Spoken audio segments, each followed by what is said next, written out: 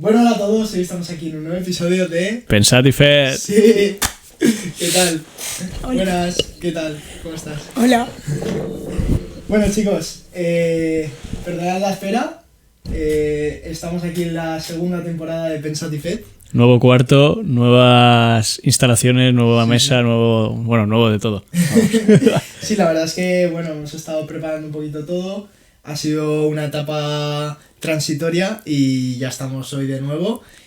Con una invitada que teníamos muchas ganas de entrevistar. Bueno, hace tiempo que estábamos hablando para poder quedar y hoy se ha dado el día. Así que nada, sin más dilación, Java, ¿qué tal? ¿Cómo estás? Hola, bien. Muchas gracias por la invitación. Me alegro mucho de que estés aquí. Y nada, quería preguntarte un poco por tu vida, porque viniste, bueno, te conocimos a través del podcast de Luis y María, y a partir de ahí nos comentaron un poco que a lo que te dedicabas más o menos, y nos pareció bastante interesante. De hecho, te recomendaron para que vinieras aquí. Entonces, quería que explicaras un poco por qué... qué cosas extraordinarias haces y que explicaras un poco a la gente cómo es tu vida y eso. ¿A qué te dedicas? Bueno, de extraordinario poco, creo, pero viniendo de Lluís y de María es todo un halago. Soy abogada especializada en Derecho de Extranjería, Migraciones y Protección Internacional. Pero sí es cierto que gran parte de las cosas que hago no es un poco Hannah Montana, porque soy abogada en mi día a día, pero sí que es cierto que nací en los campamentos de población refugiada saharaui que están en Tinduf, en una provincia argelina. Vine muy pequeña porque tengo problemas de corazón aquí rutinarios, pero en su momento en los campamentos era una situación un poco complicada y realmente no sabían si iba a sobrevivir a esas condiciones, y me vine muy pequeña y bueno, no he perdido nunca el contacto porque sí que viajo de manera regular a los campamentos porque la mayor parte de mi familia vive allí. Pero claro, mi vida pues se ha desarrollado aquí y siempre digo que soy un poco saharaui de pega, ¿no? Porque he tocado la flauta en una banda hasta que me lo dejé porque no me daba para más. Sí. Soy fallera, muy fallera. ¿Ah, sí? Entonces es como bueno, un mix. Mezcla, ¿no? Sí, pero porque al final yo creo que las personas que nos hemos criado en dos contextos distintos y además tan distintos como es la cultura saharaui y la cultura valenciana, al final cuesta mucho de entender, ¿no? Pero al final creo que tenemos una identidad que es múltiple, ¿no? Que se compone de varias piezas y que está bien y que pues eso, pues es nuestra identidad al final. Sí, pues ostras, me ha parecido muy interesante un poco la introducción. Quería preguntarte primero cómo fue ese proceso de venir aquí, porque claro, tú serías muy pequeña y ¿pudiste venir con tu familia o tuviste que venir sola o cómo fue ese tema? Porque claro, por problemas de corazón, ¿quién te dejó, por así decirlo, venir aquí? O sea, ¿cómo fue ese tema?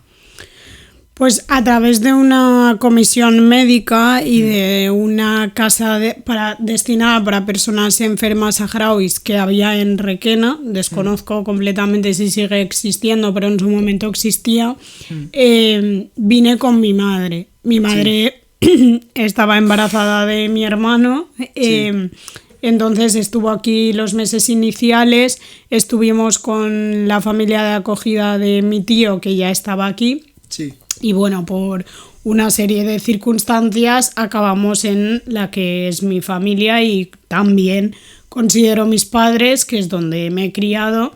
Ella estuvo unos meses hasta que mi hermano pues creció un pelín para no llevárselo recién nacido, y una vez pudo y yo ya tenía una cierta estabilidad y una garantía médica de que pues bueno, que dentro de una normalidad y de unos controles iba a salir adelante, pues mi madre volvió a los campamentos porque tampoco podíamos estar aquí todos pues de una manera muy precaria y tal.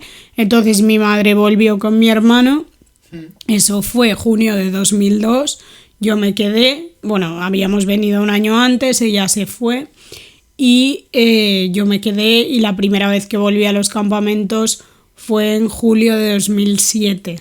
Ostras.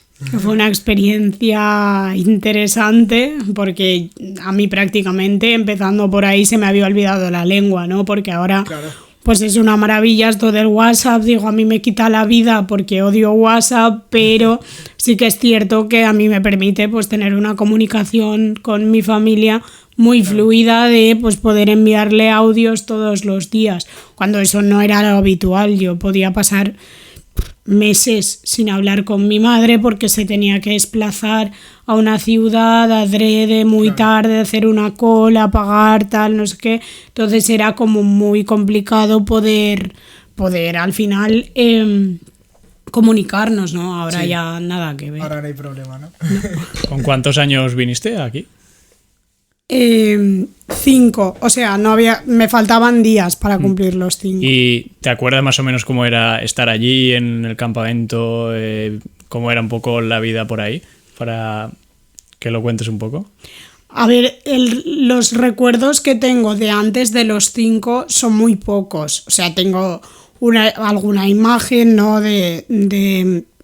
Pero son imágenes como muy sueltas. Yo no recuerdo mi vida antes de... O sea, de después, obviamente, pues porque estuve justo diciembre y enero estuve allí. Quiero decir, los recuerdos que he ido construyendo después de 2007, eso sí que lo recuerdo. Los recuerdos anteriores son imágenes muy fugaces. Sí, a mí no, al final no me... O sea, para mí no fue una experiencia traumática el venir. O sea, yo no quería venir. Si tú me preguntabas, yo no quería venir, porque claro, mi vida, en mi mundo estaba allí. O sea, yo lo único que quería de España, o mi máxima aspiración, era ver la tele en color. O sea, era quiero decir, pues eso, al final era una niña de 5 años que tú estabas en tu ambiente, estabas a gusto, claro, y lo veías pues como algo normal. Para mí era aquí normal. Claro, para mí era lo normal, ¿no? O sea, no tenía yo ninguna... Tampoco había tanta comunicación como ahora con el exterior, tampoco había tenido contacto. Sí que es cierto que mi tío estaba aquí, pero quiero decir, yo no tenía un sentimiento de anhelar el venir a España, ni muchísimo menos. Sí que es cierto que una vez aquí, pues la adaptación fue muy rápida, porque al final, pues con esas edades, pues yo que sé, a mí soy de un pueblo de la Ribera que siempre me dicen, es que al mes parlaves valencià, ¿no? Pues como un niño español que soltases en Irlanda o en Islandia, o sea... Sí, al final se adapta y ya está. Claro, con esas edades yo creo que es muy fácil los procesos migratorios. Los problemas vienen después con, pues bueno, los conflictos identitarios, el contexto que tenemos generalmente los saharauis, que al final tenemos 2 familias, ¿no? Porque te has criado con una familia a la que yo considero mis padres, obviamente, pero también tengo mis padres, ¿no? Entonces, toda esa serie de circunstancias, todo eso viene después. En el momento, para mí, pues eso, una niña más, ¿no? Pues como cualquier niña de un pueblo valenciano, pues a música, a la falla y a la escuela, o sea, es que no, tampoco tenía más misterio. Muy bien. Me gustaría preguntarte por el tema del conflicto saharaui, porque habrá mucha gente que habrá escuchado algo, o igual en historia le han dado una pincelada, pero vamos, yo creo que no conocerán ni el 99% de por qué está en esa situación, y me gustaría que lo explicaras un poco por encima. Vale. La versión reducida de esto. Sí, supongo que serán horas y horas, pero bueno. La versión reducida es que en 1975, vamos a contextualizar un poco, el Sahara fue colonia española Desde el año 58 al 75 fue la provincia número 53 española, cosa que me parece muy importante de señalar para que nos ubiquemos hasta qué punto, aunque el Tribunal Supremo después ha dicho que no, yo digo que sí, era lo mismo nacer en Toledo que nacer en El Aaiún, ¿no? El Aaiún es la capital del Sáhara Occidental. Entonces, desde los años 60, que es cuando se empiezan a iniciar los movimientos por la independencia de las colonias, a España desde Naciones Unidas se le insta a que descolonice el territorio del Sáhara Occidental, que inicie un proceso que lleve a la creación o al reconocimiento del Sáhara Occidental como Estado libre e independiente. Esto no se produce, España se retira y a través de lo que se conoció posteriormente como los acuerdos tripartitos de Madrid, que se firmaron el 14 de noviembre del 75, por los que España entrega el territorio a Marruecos la mitad norte y a Mauritania la mitad sur. Entonces, en este contexto, en el año 73, se crea el Movimiento de Liberación Saharaui, que es el Frente Polisario, Frente Popular para la Liberación de Segui el-Hamra y Río de Oro, que son las dos grandes provincias que dividen el territorio. El Frente Polisario había iniciado una serie de enfrentamientos armados contra España porque quería su independencia, pero realmente no fue un conflicto bélico hasta que Marruecos invade el territorio y entonces inicia una guerra contra Marruecos y Mauritania. Mauritania, desde un punto de vista interno, no le venía nada bien esa guerra y en el 79 firma un acuerdo del alto al fuego, reconoce a la República Árabe Saharaui Democrática y hasta día de hoy tienen buenas relaciones. Se había creado en el 73 el Frente Polisario y en el año 76, el 27 de febrero del 76, se proclama la República Árabe Saharaui Democrática. La fecha elegida es porque el día anterior, el 26, salió el último soldado español del territorio. Algunos analistas consideran que esto es un error, que se crease la República teniendo el movimiento, otros lo consideran un acierto, ¿no? Entonces, a partir de ahí continúa la guerra con Marruecos hasta 1991, que se firma un alto al fuego. La gran parte de la población saharaui se refugia en Tinduf, alrededor de la ciudad argelina de Tinduf, que es donde siguen estando los campamentos. O sea, es alrededor de una ciudad. Sí, de una ciudad argelina, pero, los campamentos han tenido una evolución, evidentemente, de 50 años de... Pensamos una tienda de campaña y ya está, ¿no? Al principio era eso, pero actualmente pues hay casas pues tampoco es lo que podemos imaginar aquí, ¿no? Claro. Pero al final pues han pasado 50 años de conflicto, lo que en teoría iba a ser muy provisional ha acabado siendo medio siglo en el exilio. En esos campamentos el Frente Polisario y la RAST han desarrollado un estado en el exilio. La RAST es miembro fundador de la Unión Africana, participa de todos los foros, la reconocen alrededor de 80 países a nivel del mundo y por la otra parte está el Frente Polisario. En aquellos países en los que no se reconoce a la RAST como Estado, hay representaciones del Frente Polisario prácticamente en todos los lugares del mundo, porque es más fácil desde un punto de vista jurídico el encuadre de un movimiento de liberación. Sí. Desde el 91 al 2020 hubo un alto al fuego en el que los saharauis estaban mayoritariamente en los campamentos de refugiados, también hay población en las zonas ocupadas por Marruecos y en el exterior. La diáspora más grande, por razones básicamente lingüísticas y de proximidad y de lazos históricos, está en España. Hay también en Francia, en otros países, pero la más numerosa está en España. Sí. Marruecos, a lo largo de esa primera guerra, construyó un muro que divide el territorio de norte a sur. Es un muro de más de 2.600 kilómetros. Hostia. Y que Marruecos convirtió en el territorio más minado del mundo en proporción a superficie, ¿no? Porque era la intención de que alargar al máximo posible las consecuencias del conflicto, y realmente lo consiguió, porque a día de hoy siguen estallando esas minas. ¿Eso qué permitió? Pues permitió paralizar la guerra hacia las partes más cercanas a la costa y asegurar el expolio de los recursos naturales, ¿no? Lo dejamos un poco aparcado ahí. En el 13 de noviembre de 2020, durante unas semanas antes, habían estado manifestantes saharauis en la brecha del Guerguerat, que era una zona que en el acuerdo del alto al fuego se preveía como una zona tampón, no se podía pasar ni se podía hacer uso.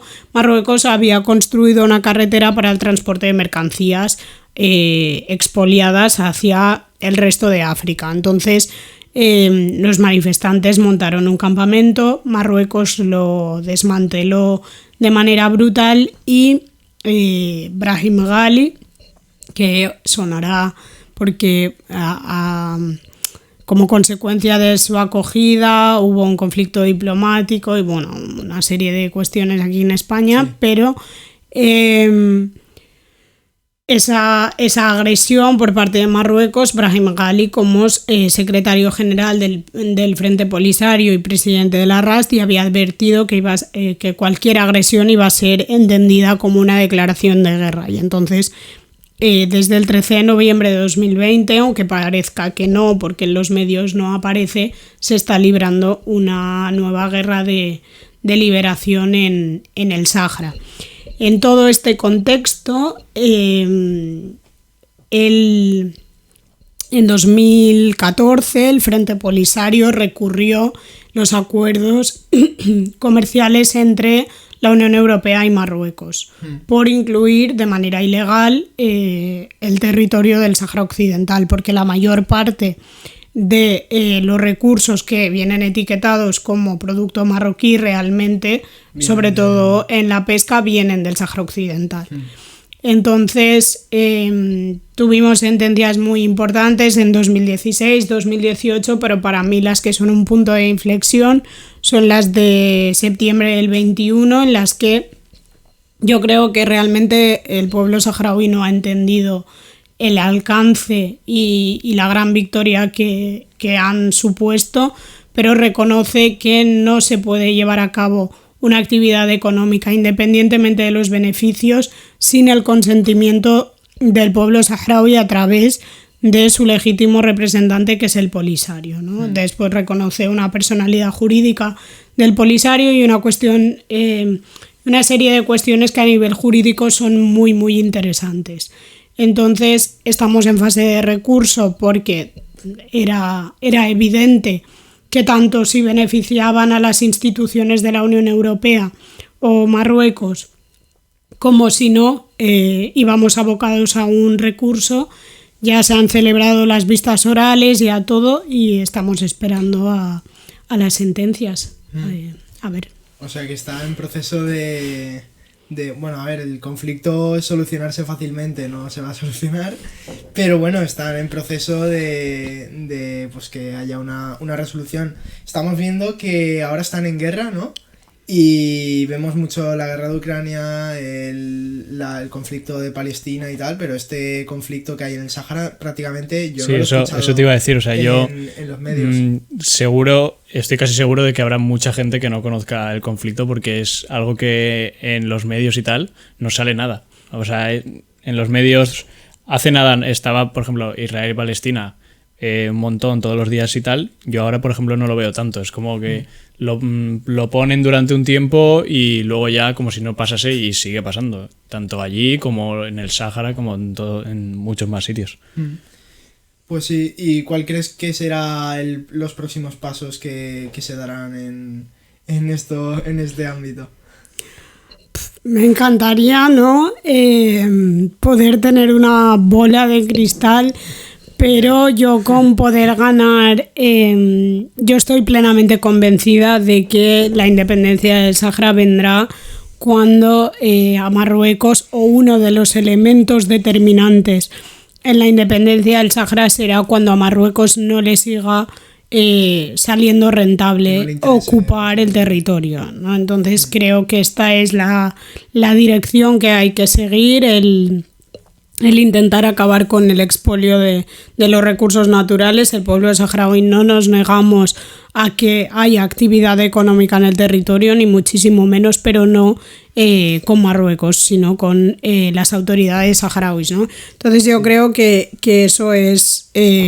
esa será la clave de la descolonización. Al final es un conflicto muy sencillo, porque lo único que hay que hacer es aplicar el derecho internacional y pedir un referéndum, ¿no? Al final hay una misión de Naciones Unidas para el referéndum en el Sáhara Occidental, la MINURSO, la única de las misiones de Naciones Unidas sin mandato en vigilancia de derechos humanos, que eso ya debería explicarnos un montón de cosas, pero aparte de eso no ha cumplido su mandato, ¿no? Desde el año 91 el censo está depositado en Ginebra, en la sede de Naciones Unidas, y desde ahí se hubiese podido celebrar un referéndum porque se dan las circunstancias. Simplemente falta lo más importante, que es la voluntad política de llevar a cabo ese referéndum, pero al final es tanto como votar un día. Quiero decir que no estamos pidiendo... Sí.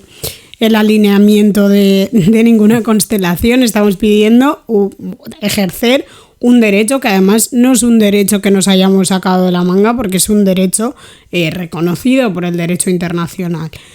En cuanto al resto de conflictos, y esto me toca más, digamos, por la parte más profesional, a mí me encantaría que en todos los conflictos del mundo Europa se comportase como mínimo como se ha comportado con la guerra de Ucrania. Y con esto no estoy diciendo que no esté a favor de la activación, por ejemplo, de la Directiva de Protección Temporal, ni muchísimo menos.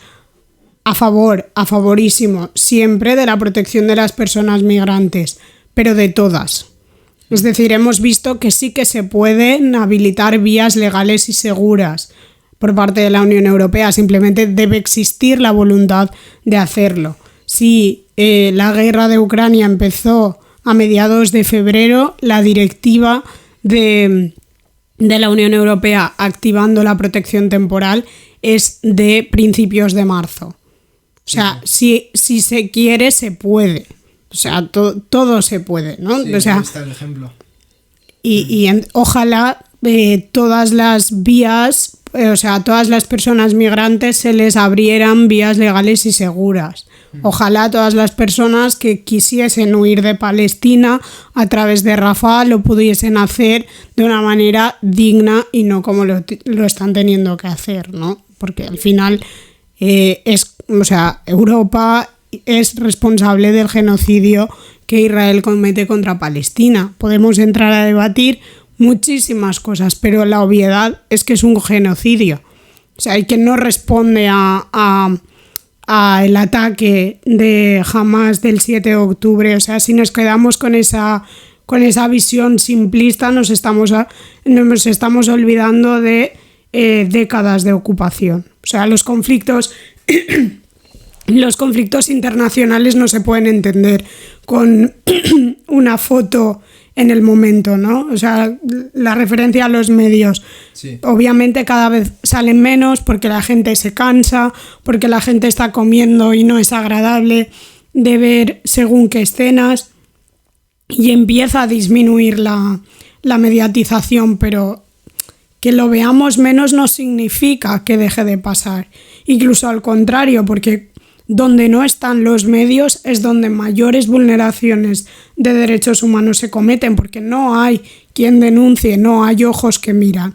Entonces el sentimiento de impunidad es muchísimo mayor. O sea, ¿tú crees que debería ser O sea, debería mostrarse muchísimo más de lo que se muestra, que es casi nada. En plan, debería o haber algo que se hable para que, más que nada, para que la gente sepa lo que está pasando. Sí, porque igual si conocieran el conflicto de una forma más directa y se viera las implicaciones que tiene para toda la gente del Sáhara y todo, al final la gente yo creo que se implicaría un poco también y se haría más fuerza en el tema, pero bueno, eso ya está en unas manos que no podemos hacer nada. Tú sí que estás haciendo por ayudar a este conflicto con lo que tienes en tus manos. Me gustaría que comentaras un poco qué es lo que haces para poder aportar tu granito de arena y que en un futuro este conflicto finalice. No sé si nos puedes comentar. Bueno, me parece muy grandioso lo de contribuir a que finalice, ¿no? Pero creo que algo que no juzgo nunca las decisiones que toman las personas porque cada persona llevamos nuestras mochilas, ¿no? Para mí no se trata de graduar a los saharauis según su grado de implicación o no en la causa, porque sus motivos para hacerlo o no hacerlo tendrán. Pero yo decidí, ¿no? Realmente, pues una cosa llevo a la otra. Sí que es cierto que siempre me ha gustado muchísimo el derecho y además creo que es una de las vías que hay que seguir y por las que hay que apostar, y yo intento siempre hacer pedagogía de ello. En ese contexto, pues he hecho varias cosas, ¿no? He participado en varias sesiones del Consejo de Derechos Humanos en Ginebra, he participado en el equipo jurídico que lleva los procedimientos ante el Tribunal de Justicia de la Unión, pues en la organización de conferencias, de debates. Al final creo que es aunque no la solución, pero una cuestión muy importante es el que la gente conozca, ¿no? El que entienda el conflicto. Sí que es cierto que en los últimos años yo estoy observando una cosa que en España nunca se había dado, y es que las generaciones anteriores, todas las familias tenían un miembro que había hecho la mili en el Sáhara, todas las familias habían escuchado hablar del programa de Vacaciones en Paz, que es el programa por el que niñas y niños saharauis vienen en verano, están 2 meses con familias de acogida y luego vuelven. Les sirve para revisiones médicas, no sufrir los 50 grados en verano y tal y cual. Pero nunca nos habíamos enfrentado a, de manera tan generalizada, que tú preguntes qué pasa en el Sáhara Occidental y nadie lo sepa, ¿no?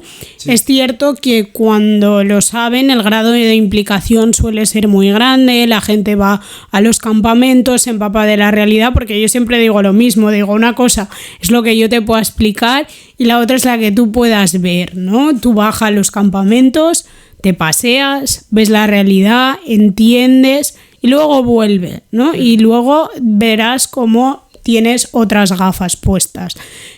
Entonces, creo que es importante el conocer, creo que es importante y yo creo que ahí hemos fallado, el pueblo saharaui, hemos fallado de hacer, o sea, especialmente en España, debido a una sensación de acomodo de, bueno, si todo el mundo sabe que fuimos una provincia 53, ¿no? Entonces, en antiguas generaciones sí, pero ahora pues la juventud no conoce, ¿no? Entonces creo que hay una gran labor a hacer por ahí y debemos de hacerlas, ¿no? Y es gratificante e incluso, no sé, a mí me gustaba cuando tocaba ir a coles o a institutos, sí, porque al final es muy fácil de hacer entender. Yo ahora, porque me he deformado un poco y solo sé hablar de cuestiones jurídicas y estas cosas, pero cuando era más capaz de aterrizar el el vocabulario ahora me cuesta mucho, pero cuando era capaz de ir a sesiones en escuelas y tal, creo que es muy importante y que debemos de hacerlo. Y lo que comentabais, que las consecuencias o los frutos de hacerlo son muchos, porque al final la gente se sensibiliza.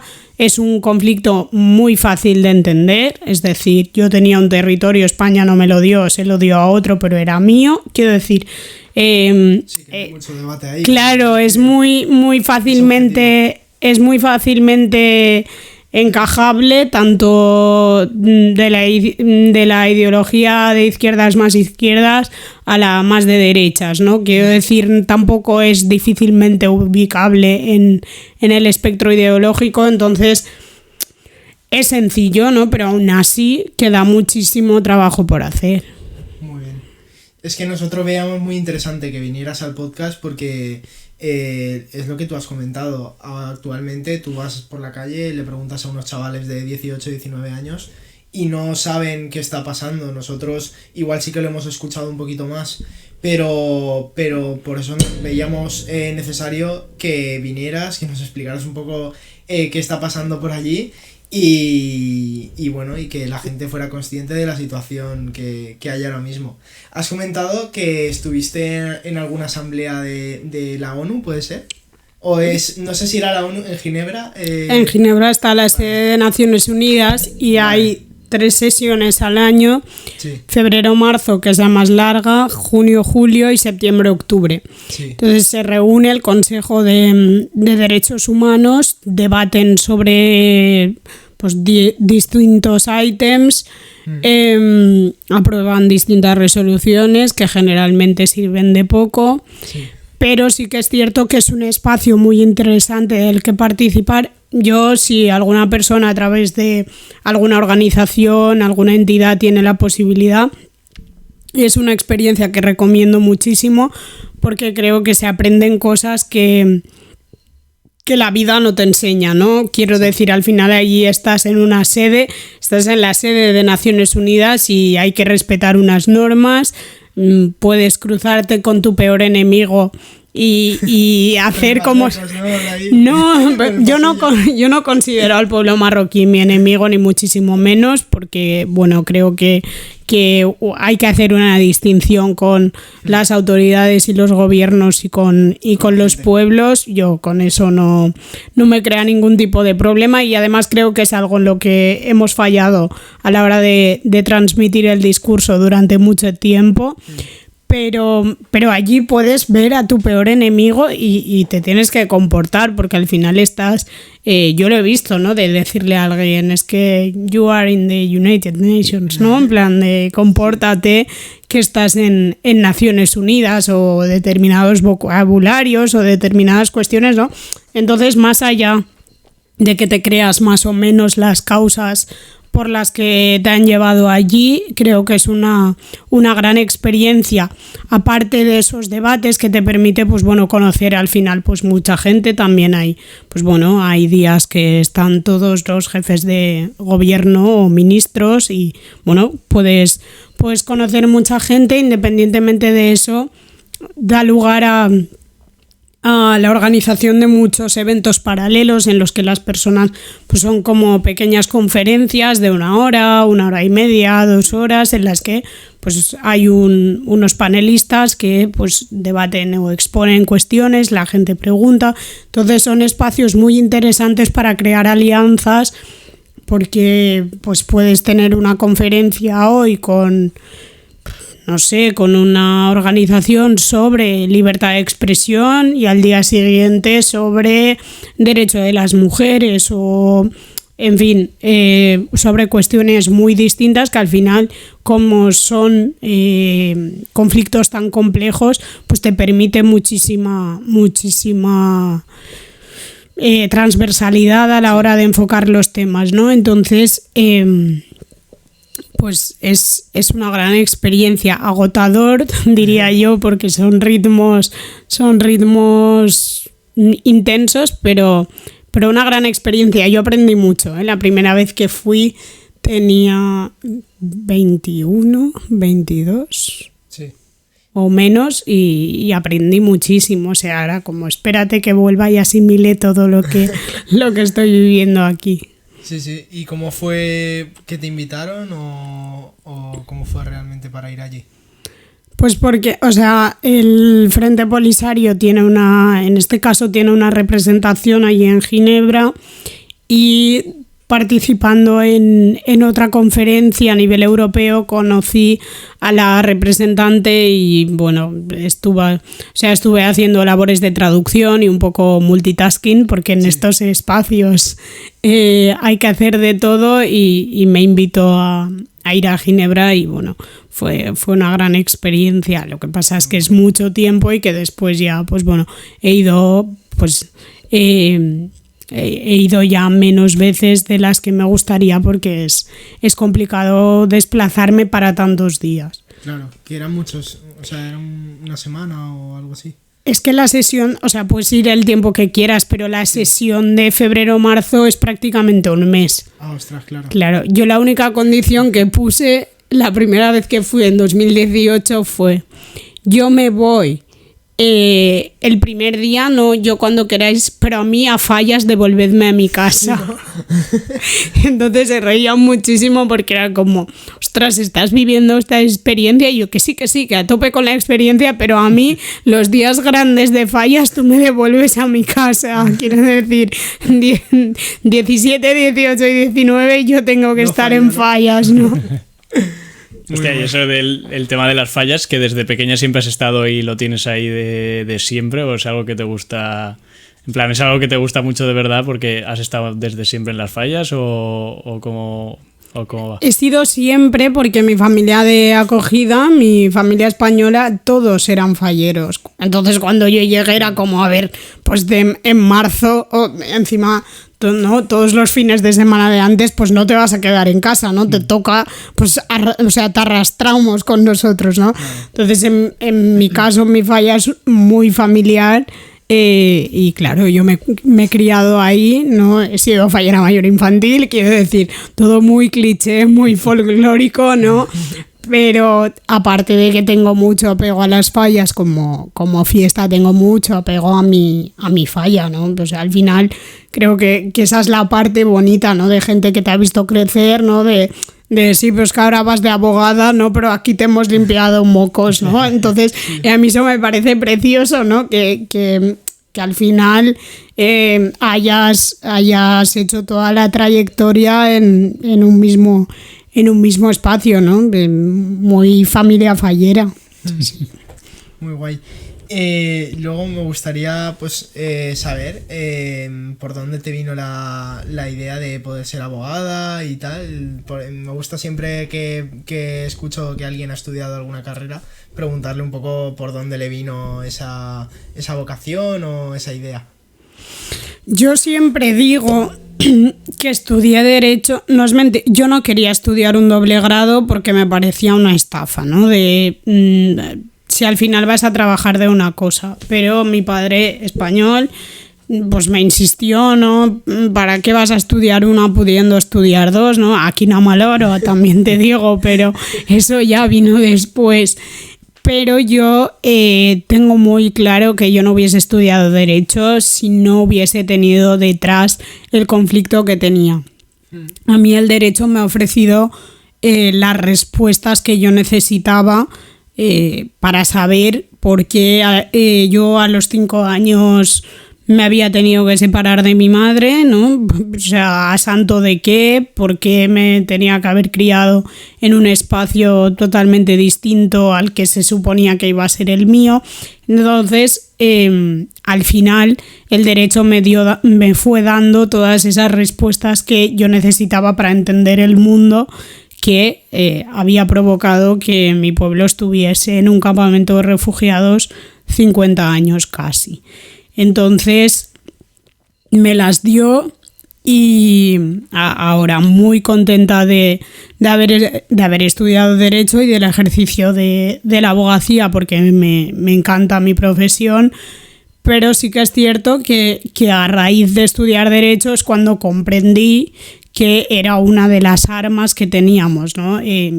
Uno de mis mayores referentes a nivel político era Mohammed Haddad, que era coordinador de la MINURSO y el Frente Polisario y el jefe de la diplomacia saharaui, y muchas veces me decía: hija, nuestra mejor arma es el derecho, ¿no? Y yo al principio decía: pues este señor, pero qué arma y qué 8 cuartos, ni que fuese una AK-47, ¿no? O sea, no, claro, yo al principio no entendía muy bien, y a la larga lo he entendido, ¿no? Y creo que por eso estoy tan firmemente convencida de que será una de las vías que marque un punto de inflexión, sin duda. O sea, que tiraste por ahí, hiciste Derecho y ¿qué más? Ciencias políticas. O sea, como Lluís. Sí. Compañera de Lluís. Muy bien. Y bueno, ¿te gustó, supongo, la carrera? No la recomendaría. Considero que, bueno, pues que es un nivel de exigencia y un nivel de ¿El doble grado o...? Yo no recomendaría el doble grado. Sí. Sí que recomendaría estudiar, o sea, Derecho me encanta y es mi profesión, pero también recomendaría Ciencias Políticas. De hecho, es una carrera que me gusta mucho y que no como mi primera opción profesional, pero sí que en mi día a día también aplico los conocimientos aprendidos ahí, y es una carrera que yo recomendaría para entender muchas cosas, ¿no? Y no hacer comentarios de todólogos, ¿no? Sí. Que les llamo yo, que saben de todo y de nada, pero el doble grado yo no lo recomendaría. Una y después la otra, genial. Sí. Pero... Ya. Supongo que centrarte en las dos cosas a la vez tiene que ser un poco... Bueno, y todos los conceptos que se te tienen que mezclar, bueno, me lo quiero ni imaginar. Y bueno, tú ahora ejerces de abogada, ¿no? Entiendo. ¿Y cómo es tu día a día como abogada? Son casos... Bueno, me has dicho antes que estás especializada en extranjería. En extranjería. La especialidad que tienes, ¿la tenías clara desde que empezaste a estudiar, o cuando más o menos supiste que querías especializarte en eso? Yo en verdad no quería ejercer. Quiero decir, yo estudié Derecho y en el doble grado son 5 cursos, y entonces en cuarto dije, a ver... Acabando quinto no te vas a matricular de un máster, porque ahora para poder ejercer hacemos el máster de la abogacía y posteriormente un examen de acceso ante el Ministerio de Justicia. Entonces pensaba, no te vas a matricular en un máster si realmente no sabes si esto del ejercicio te va a gustar. Entonces me busqué unas prácticas y el despacho en el que caí, el 95% de los asuntos que llevaban era extranjería, pero a mí en ese momento me daba igual que fuese extranjería, mercantil, fiscal o penal no, porque siempre he tenido muy claro que ni quería ejercer como penalista ni como laboralista, ¿no? Eso eran como mis líneas rojas de esto a mí no me gusta, pero a partir de ahí todo me gustaba. Entonces igual me hubiese dado una cosa que otra. Yo lo que quería era ver un día a día de un abogado, ¿no? Digo, yo quiero ser tu mochila detrás, ¿no? Como si llevases una webcam ahí en la nuca, y ver qué hace una abogada. Entonces ahí caí. Cierto es que lo que eran las prácticas duraron muy poco, porque... como hablaba varias lenguas, pues muy pronto empecé a atender casos y a ver cómo sales de esta, y era como probarme un poco. Entonces me gustó, hice un break para mirar otras cosas, las prácticas del máster las hice en otro sitio porque me apetecía ver otras cosas, y después volví. Empecé a trabajar, empezamos un proyecto común que finalmente pues decidimos separar caminos, pero me quedé con la especialidad porque pues bueno, me interesó seguir formándome, ya tenía muchísima experiencia y así fue. Mi día a día, mis amigas se ríen, yo digo, pues que yo no tengo 2 días iguales, ¿no? Sí. Yo puedo tener una lista de tareas y que acabe el día no haya parado y no haya hecho nada de lo de esa lista, ¿no? Porque haya cuestiones más urgentes, porque tenga que hacer actuaciones ante el juzgado, tenga que acompañar a alguien a comisaría. Entonces, a mí me gusta, creo que se juntan varias cosas, no hay que ser muy consciente de lo que implica el emprendimiento en la abogacía, en un sector tan competitivo, con tantos profesionales como es la abogacía, y el ejercicio de la abogacía, ¿no? Que no, o sea, es un estudio continuo, nunca dejas de estudiar, ¿no? Pues yo hay días que reservo para estudiar y en teoría es como, pero tú eso no habías acabado ya, ¿no? Y estoy estudiando casos porque si no, no puedo avanzar o no puedo ofrecer más soluciones a mis clientes, ¿no? Entonces, a mí me gusta. También es cierto que digo que yo no sé si voy a seguir siendo abogada en 15 años, por ejemplo. Sí. Y no me asusta decirlo. O sea, que a veces puede sonar un poco extraño porque es como, pues si estás montando un proyecto, ¿no? Todo lo que supone el emprendimiento, pues bueno, pues mientras lo haga, lo quiero hacer bien, ¿no? Sí. Pero a partir de ahí... ¿Qué proyecto estás montando? O sea, el nombre de mi despacho es Ganun, que en árabe significa ley. Sí. Porque me apetecía que el proyecto, pues bueno, tuviese una parte personal de, pues bueno, de esas raíces y mis orígenes al final, ¿no? Sí. Y bueno, es una boutique legal que al final pues no deja de ser más... A mí, aunque el concepto no me guste o no me entusiasme, lo que es el concepto tal y como suena, sí que me gusta todo lo que comporta, ¿no? Que es unos servicios muy especializados con una atención muy personalizada. Yo tenía muy claro que yo quiero saberme el nombre y los apellidos de mis clientes, ¿no? Y quiero saber cuándo me llama, quién me llama y qué le pasa, ¿no? Obviamente algunos detalles pues se me olvidan, ¿no? Porque soy humana, pero sí que saber ubicar a la persona y al contexto. Entonces, eso puedo hacerlo, ¿no? Pero que igual dentro de 10, 15 años estoy en otra cosa y creo que nos falta un poco de flexibilidad mental para esas cosas, ¿no? Yo estoy dando lo mejor de mí y apostando por el proyecto y muy contenta, pero no, si llega el día en el que decido que ya está, pues ya está, ¿no? Sí, habré dado lo mejor de mí y me pondré a hacer otras cosas. Yo animo al ejercicio de la abogacía, al emprendimiento, pues sí, se tiene claro. Yo creo que tiene cosas muy bonitas y que todos los logros se viven por 3.000, ¿no? Sí, porque el trabajo lo pones por 3.000 también, así que... Entonces yo creo que si se tienen las circunstancias y se quiere, también es cierto que permiten muchas cosas que los otros trabajos no permiten, ¿no? La flexibilidad, en mi caso... En octubre fueron las audiencias del tribunal. Yo no trabajo para el Frente Polisario, pero yo fui a las audiencias porque había formado parte de ese equipo. Pues yo cerré el despacho la mayoría, o sea, la gran parte de la semana y ya está, ¿no? Sí. Quiero decir, tiene sus cosas buenas y sus no tan buenas, ¿no? Sí. O sea, ¿tú tienes un despacho físico ahora mismo? Yo no. ¿O es todo, o sea, la boutique que has comentado es la plataforma por la que te pueden contactar los clientes o qué es exactamente? O sea, para poner en contexto. Vale, para ubicar a las personas, sí que es cierto que hago atención en Valencia si las personas lo piden, y porque hay determinadas situaciones que por el motivo que sea, pues bueno, es más conveniente o la persona lo prefiere. Sí. Hago una atención presencial, pero el 98% de los casos es online.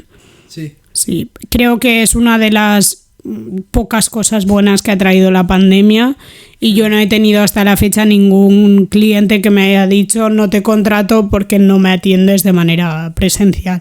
Porque en materia de extranjería casi todas las actuaciones las hacemos de manera telemática porque la ley nos obliga a relacionarnos con la administración así.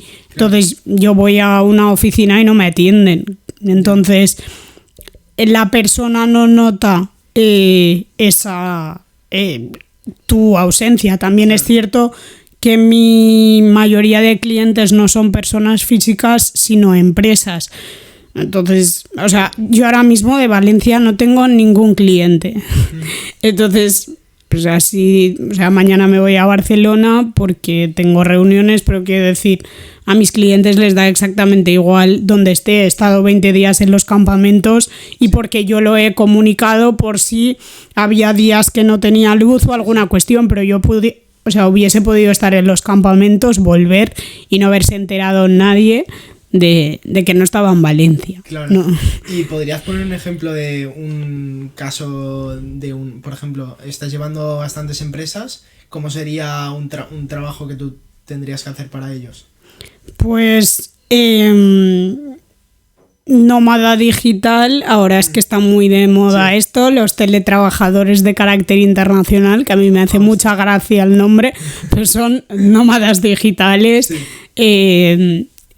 Esos son casos chulos, ¿no? Porque es gente pues con profesiones muy guays que yo no acabo mucho de entender, ¿no? Y a veces me intentan explicar, ¿no? Del software, programo, hago webs, lo que quieras. Yo no entiendo nada de tecnología. Tú dime qué necesitas, ¿no? Sí. Entonces necesitan una autorización de residencia y trabajo para venirse a vivir a España. O en ese caso, por ejemplo, si hay que tramitar en consulado, pues asesoro y reviso todo lo que vayan a presentar al consulado. O por ejemplo, restaurantes de Valencia no, porque hemos dicho, o sea, y es la realidad que no tengo clientes en Valencia, pero restaurante en Barcelona, que el jefe del restaurante se ha ido de vacaciones a Bali y ha conocido un chef de Bahrein, ¿no? Y ha vuelto y desde el aeropuerto mismo me ha llamado y me ha dicho, apáñate como quieras, pero yo quiero ese chef en mi restaurante, ¿no? Pues hacer lo que tú quieras, pero tráelo. Y tú tienes que tramitar todos los documentos necesarios para que esa persona pueda trabajar en un en un periodo de tiempo corto, ¿no? Entiendo. Ojalá fuese corto, ¿no? Ojalá fuese corto, porque con la administración hemos topado, ¿no? Pero a mí me gusta porque no hay dos casos iguales y porque son cuestiones... O sea, al final la extranjería pues ha cambiado mucho, ¿no? Obviamente hay situaciones de vulnerabilidad y familias con situaciones muy precarias y obviamente esos casos... también son casos y también son exactamente igual de importantes, ¿no? Pero después hay un perfil de extranjería muy nuevo, muy cambiante, o persona que empresario del Líbano que quiere venir a España a comprarse una casa y volverse al Líbano, pero no le digas que se quede porque no quiere quedarse a vivir, solo quiere tener una casa en España porque le gusta España, ¿no? Quiero decir, tenemos unas gafas muy asociadas a determinadas imágenes y es un mundo, ¿no? O sea, es un amplio, o empresas que contratan personal directivo que han conocido en otras empresas y es como, quiero ese CEO que ahora mismo es australiano pero está trabajando en Estados Unidos, ¿no? Entonces tú me traes ese CEO. Es como, bueno, yo no voy a ir a por él a Estados Unidos, ¿no? Voy a intentar que... Pues es un poco eso. Al final las empresas también, hay determinados sectores que necesitan mucho personal que en España no hay, ¿no? Entonces también pues empresas de transportes que contratan fuera personal, en fin. Sí. ¿Y por dónde te contacta o sea, cómo te conoce un cliente? ¿Es a través de otros clientes? ¿Por la página? No sé cómo es ese primer contacto. Yo diría que la mayor O sea, tengo algunas colaboraciones con despachos que no llevan extranjería y entonces quieren dar un servicio integral y yo me ocupo de esa parte, pero por ejemplo mi compañero lleva la parte mercantil, ¿no? Sí. Y yo no voy a meterme en el tema mercantil y él no se va a meter en el tema de extranjería.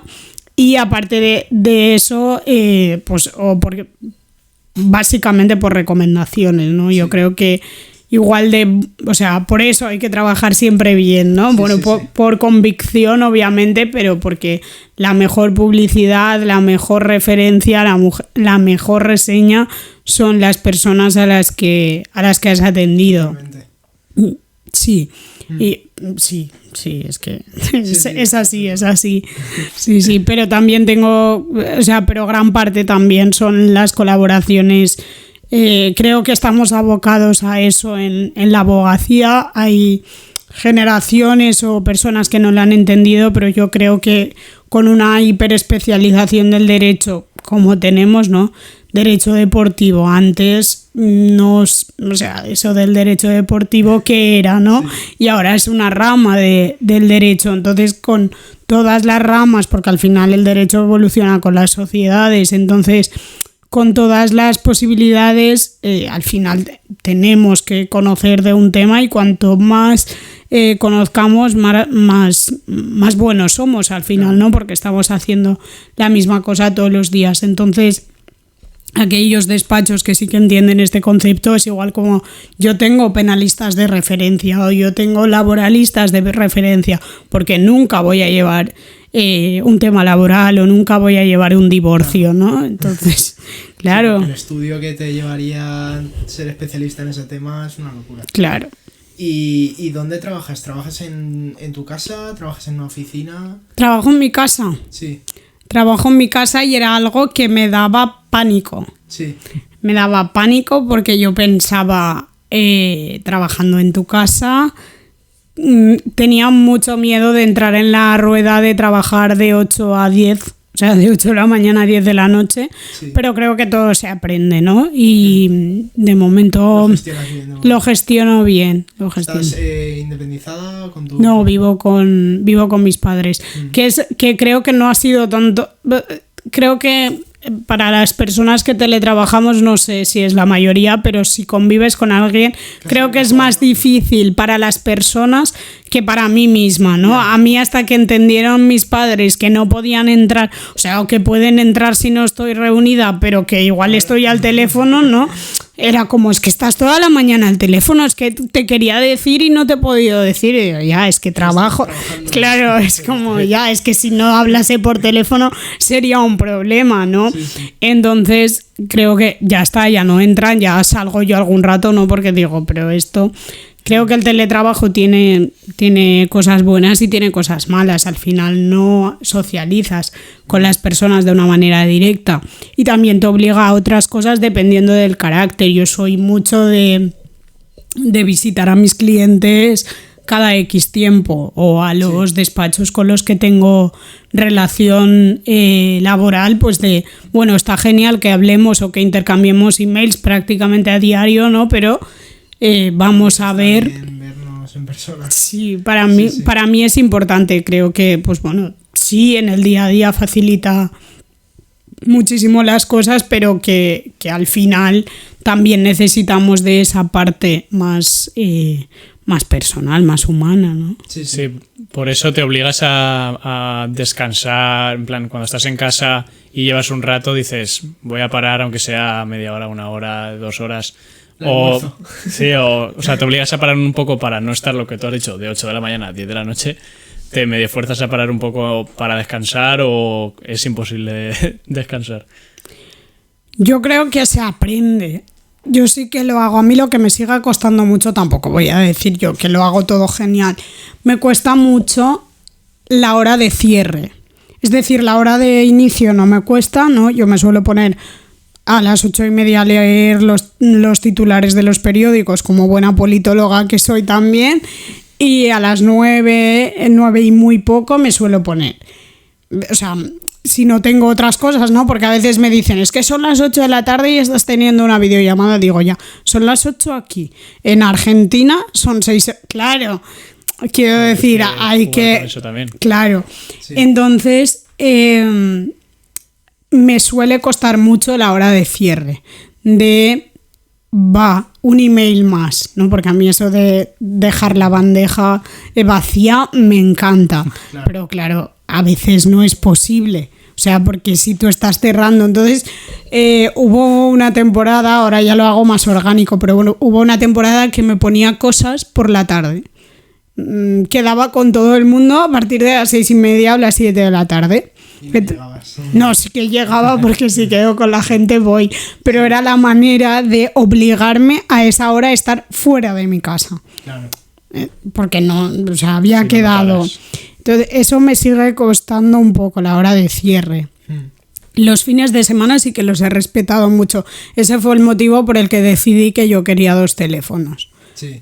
Porque no me veía capaz de estar con mi teléfono privado y que entrase un WhatsApp del trabajo y no contestarlo. Ya. Entonces yo el viernes silencio el móvil y hasta el lunes por la mañana. O sea, algún sábado me toca trabajar, no tampoco vamos aquí a romantizar todo, pero si lo cojo es porque quiero, porque estoy trabajando, no porque me sienta en la obligación de tener que contestar. Claro, Y creo que tenemos un eso... teléfono de trabajo, ¿no? Sí. Entonces, claro, cuando te hablo es como, ostras, Claro, claro. Entonces, pero yo creo que en mi caso hay personas que lo odian y yo de hecho veía a las personas con 2 teléfonos y pensaba, esta gente está loca, o sea, ¿cómo hacen esto, no? Pero creo que en mi caso ha sido un gran acierto. Pues muy bien. Te quería hacer una última pregunta que es cambiando un poco de tema, sobre el tema de los campamentos. ¿Cómo son? Si nos puedes explicar un poco y cómo se vive ahí. ¿Cómo vive tu familia? A ver, describir los campamentos es bastante complicado, ¿no? Así que los oyentes que entren y que pongan campamentos de refugiados saharauis, y los campamentos yo creo que no hay que romantizarlos y creo que es un error que hemos cometido las personas saharauis criadas aquí, ¿no? Porque al final para nosotras ha sido la vuelta a casa, la vuelta con nuestras familias, ¿no? Y todos esos sentimientos de felicidad, de reconectar, nos han llevado a romantizar una situación muy precaria, ¿no? En los campamentos no hay agua corriente. O sea, el agua en invierno pues se puede aguantar relativamente, pero en verano las temperaturas superan los 50 grados, no hay alumbrado público, no hay agua corriente y el agua, o sea, tienes el agua que tienes y la que te toca, o sea, a partir de ahí apáñatelas. Obviamente las condiciones han mejorado, algunos campamentos tienen luz corriente desde hace algunos años, obligados por la eternización del conflicto. Obviamente, porque a veces familias, personas han vuelto de los campamentos, pues que tienen tele. Ya, es que tienen derecho a tener una tele, ¿no? Quiero decir, que estén en un campamento de refugiados no significa que no tengan derecho a una vida digna, ni muchísimo menos con todo lo digna que puede ser una vida en un campamento de refugiados, ¿no? Entonces, creo que no, en esto quiero insistir, que no hay que romantizarlo, que obviamente para nosotros que estamos tan lejos pues tiene sus cosas buenas porque al final nuestras familias están allí, pero que no debemos olvidar la situación, no debemos olvidar el motivo por el que están allí y bueno, que aunque es cierto que la RAST ha construido un estado en el exilio y que hay escuelas, hay dispensarios, pues bueno, los servicios básicos mínimos se tratan de asegurar. Al final se depende totalmente de la ayuda humanitaria, una ayuda humanitaria que cada vez es menor, que cada vez llega menos, que cada vez llega peor. Entonces eso evidentemente impacta de manera determinante en la vida de las personas, ¿no? Entonces creo que es importante tener en cuenta todas estas cuestiones. Yo animo a todas las personas a viajar a los campamentos porque creo que que se entiende mucho, ¿no? Además, como o bien las niñas y niños han venido en vacaciones en paz, o nos hemos criado aquí, o los más mayores nacieron aún en periodo colonial, mucha gente habla español, ¿no? Entonces la comunicación es relativamente sencilla. Entonces yo siempre animo a que todas las personas viajen porque pienso que es la mejor manera de sensibilizar, ¿no? Una temporada que estaba en la junta ocupé todos los cargos habidos y por haber, menos la presidencia porque nunca la quise, pero de la Asociación de la Diáspora Saharaui en Valencia, ¿no? Y me decían, es que tú siempre que vas a los sitios dices, pero tenéis que viajar a los campamentos, estás obsesionada con enviar a la gente a los campamentos. Y digo, no, es que por mucho que tú expliques, una imagen vale más que 1000 palabras. Tú envías a la persona aquí, obviamente no la envíes sola o claro, no, que tenga una mínima referencia. Pero dentro de una cosa que esté bien, creo que no hay mejor manera de que la gente entienda la realidad que se vive que estando allí. Está pausado el vídeo, ¿verdad? Sí, dale el móvil. Coño. No te mates. Vale, ya está. Joder, no aguanta la batería. A ver, ¿está todo conectado? ¿Hola? Sí. Vale. Vale, pues nada, quería preguntarte que si nos recomendarías a alguien para traer al podcast, que es una pregunta que solemos hacer. Entonces, si se te ocurre a alguien, no tiene por qué ser ahora, puede ser después y pensando lo piensas. Vale, pues creo que lo pienso. Vale, guay, perfecto. Y nada, te tenemos que dar una pegatina, vale, y dejar que escribas en un post-it una frase, lo que sea. Pero como no lo hemos pensado antes, lo tenemos que buscar, que no sé dónde estarán. Vale. Las pegatinas y los post-its, entonces... Creo que estará en una bolsa de sí, esas. Vale, a ver si no me mato ahora. Voy a mirarlo. Que no sé dónde estará. Si no, lo miramos ahora después y ya está. Porque por no estar aquí en mitad de... así que nada, ya veréis lo que ha puesto... ¿Quieres que lo explique o algo? Bueno, sí, si vale. lo tienes claro, sí, claro. Sí. A ver, se me ha ocurrido mientras hablaba y tampoco es que venga yo de mi casa. Creo que una de las cosas de las frases que como más integrada tengo es un proverbio saharaui para venir a hablar de mi libro. Sí. ¿Tienes un libro? No. Eso de un hijo, un árbol, ninguna de las tres cosas se ha dado. Sí. Creo que sería, es un proverbio saharaui, que la traducción sería algo así como con una sola mano no se puede aplaudir. No, creo que al final pues somos lo que somos, estamos donde estamos porque otras personas nos han apoyado, nos han animado y bueno, han tirado de nosotras y nos han ayudado a estar donde estamos, ¿no? Entonces creo que pues que todas las cosas compartidas al final pues tienen más sentido y bueno, y suelen salir mejor. Pues nada, te damos las gracias por haber venido, a vosotros, por abrir un poco más a la gente los ojos sobre el tema de lo que pasa en el Sáhara, lo que has estudiado y por dar un poquito más a conocer esto. Y nada, muchas gracias por venir. Espero que hayas estado a gusto. Mucho, un placer. Yo vuelvo cuando queráis, ¿eh? No, claro, quedas totalmente invitada para volver y seguir contando todo lo que quieras. Genial. Y nada, muchas gracias. Que te despidas, ¿no? Ostras, es verdad, no me acordaba, se me olvidaba. Es verdad, dejamos despedir al invitado del podcast siempre. Genial, pues bueno. Muchas gracias a todas y todos por escucharme y por la invitación. Ha sido un placer participar y bueno, espero haberos acercado un poquito más a mi mundo y que visitéis los campamentos. Bueno, nada, chicos, gracias. un saludo. Hasta Chao. luego.